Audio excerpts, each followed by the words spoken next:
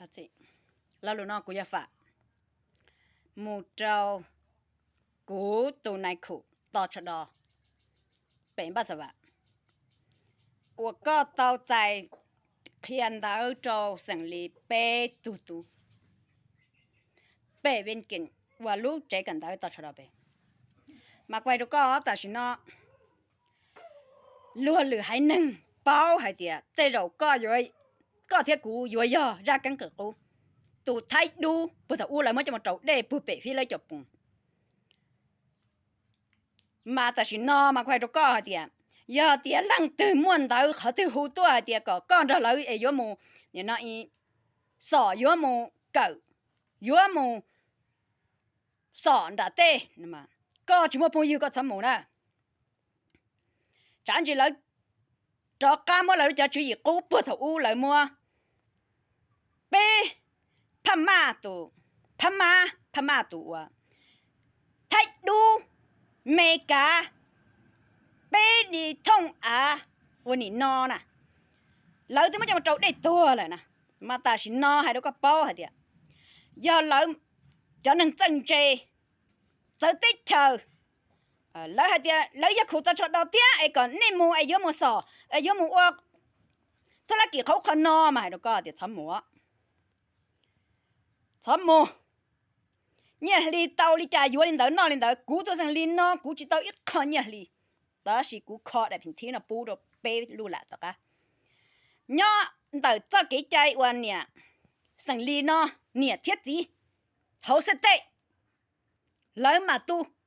ấy có giờ khổ tao sau đó có tàu khiên tàu đồ sang li bê tu kì giờ lấy cho một cái trái hú tàu hú họ thì tôi là có họ thì có chỉ không nữa nè có chỉ thầm một chẳng chỉ lấy đó cá mua cho một trâu để li cho một ô li nó li thầu y wa bé pham ma bé tu bé thấy đúng mê tu nọ thầu但是nó cũng bao hay tiền lại yêu mua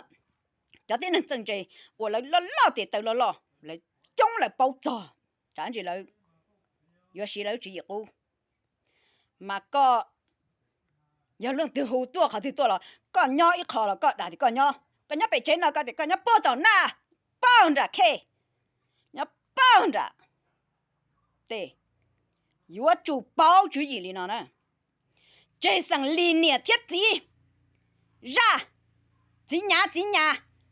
sẽ tê chế gì mà có thiết sang li thiết đi ó chỉ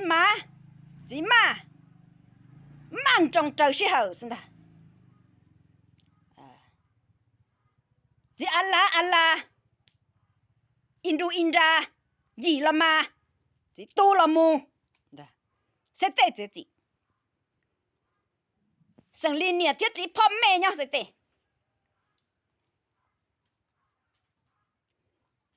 chế có giờ tụi này khổ tao khiên tới đâu sang liên bê tu